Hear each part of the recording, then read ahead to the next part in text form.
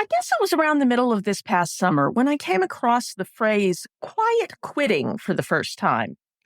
I was puttering around my LinkedIn feed over lunch, as you do, when I encountered one of the early think pieces about this wild new phenomenon of doing your job as defined. And as I read, I got more and more perplexed because most of the best leadership choices I've made and coached others to make over the last few years could be defined as forms of quiet quitting.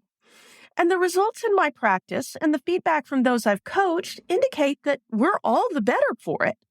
Today, I'm going to explain my belief that quiet quitting, when thoughtfully and proactively applied, can make our organizations more humane, effective, and collaborative as we work towards the more informed and educated world we all need. And that's the point of kind leadership. Welcome to the Kind Leadership Challenge. I'm Sarah Clark, founder of the Kind Leadership Guild. My PhD in higher ed leadership, my experience advising educational and library leaders all over the world, and a career working in academic libraries from the front desk to the dean's office taught me how any leader in any situation can transform their organization so that they can make their communities more educated and informed places to live, work, and thrive.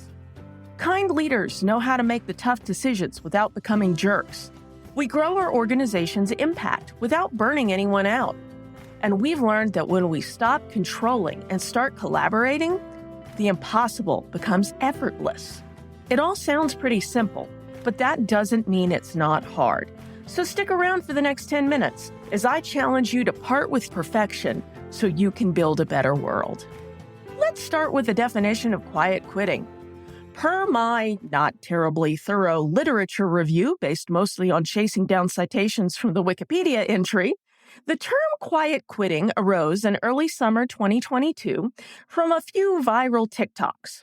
For the purposes of this episode, we'll go with a definition from the oldest article I could find about quiet quitting in a major news outlet, a piece by James Tapper in The Guardian from August 6, 2022, which I'll link in the show notes. As James puts it, quiet quitters are avoiding the above and beyond, the hustle culture mentality, or what psychologists call occupational citizenship behaviors. Instead, they are doing just enough in the office to keep up, then leaving work on time and muting Slack, then posting about it on social media. And you know what? With everything educators and librarians have been through the last few years, I actually don't think James's definition of quiet quitting is a bad idea. Well, perhaps with the possible exception of the posting on social media part. Hustle culture isn't sustainable for anyone. Believe me, I've tried. And a school or library that requires over-the-top commitment at all times simply to function will eventually burn through its resources and collapse. And even worse, a hard-charging leader isn't just risking their own well-being, they can undermine their team's health as well. By contrast, quiet quitting, when applied thoughtfully and appropriately, can actually lead to a kinder workplace. Let me show you how by walking you through how quiet quitting can help us improve at the 3 core kind leadership skills of growing humanely, managing effectively, and creating collaboratively.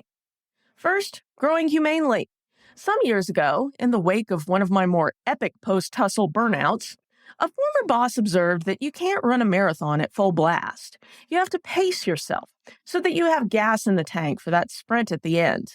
And there's some truth in that. When we are motivated by a desire to build a better world, we can sometimes conclude that a big mission requires a big effort. And there are moments when that's true. However, between the exam weeks and summer reading programs or the annual budget crunch, there's the quieter day in and day out rhythm of the year. To have a clear mind and steady nerves for the expected rushes and unexpected crises that all require important leadership decisions, you'll do better with a little gas left in your tank. Turning to managing effectively, just like it's not smart to run your own engine at 100% all the time, You need to keep a little of your organization's time, money, and political capital in reserve for the inevitable times that something goes wrong. For instance, right now there's a bit of a crisis that a lot of universities are dealing with right now around online textbooks. A major vendor, who shall remain nameless, decided to yank their most popular textbooks from an ebook collection commonly subscribed to by libraries so that they could sell them individually to students at top dollar through a new ebook portal. A rather scummy choice, but within their rights. Unfortunately, the publisher made this move after the start of most university school years when budgets were committed and to a large degree spent.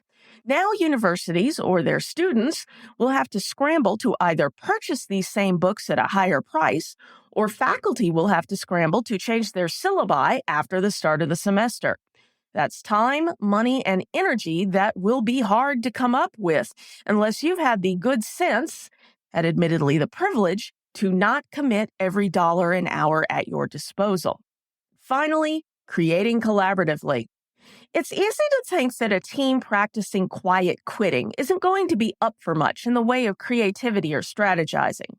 However, I've found the opposite to be true.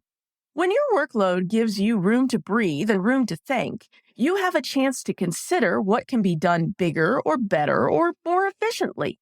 You can figure out what your organization's truly essential services are and which ones have outlived their usefulness. And when a team collectively commits to do fewer things, but to do them more thoughtfully, space opens to create visions and initiatives that are both innovative and sustainable. So, although quiet quitting is certainly a catchy phrase and will hopefully help this episode rank well in the search engines, I don't think it's actually the best description of the phenomenon. Doing your assigned work, doing it well enough to meet the goal, and then going home, that's not quiet quitting. That's setting healthy boundaries.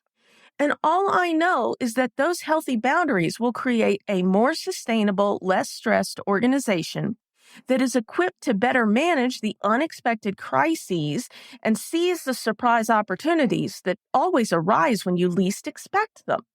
Sometimes that slow and steady pace won't feel as exciting or heroic as hustling to grab one brass ring after another, but it's also the kind of pace that will truly enable your school or library to build a better world. So, here's your challenge. What do you need to quit doing to become a better leader? Let us know in the Facebook group. As always, you can just send me an email. That's sarah@kindleadershipguild.com, and we'll keep you accountable. Thanks for listening and for taking action to become a kinder leader. If you found this week's episode insightful, give the show a rating or review, or even better, share this episode with your fellow leaders. Never doubt that day by day you're building a better world, even if you can't see it yet. So until next time, stay kind now.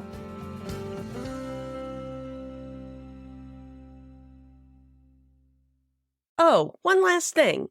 If you're ready to take on this week's challenge but not sure how to start, head over to kindleadershipchallenge.com/next to download the Next Steps checklist.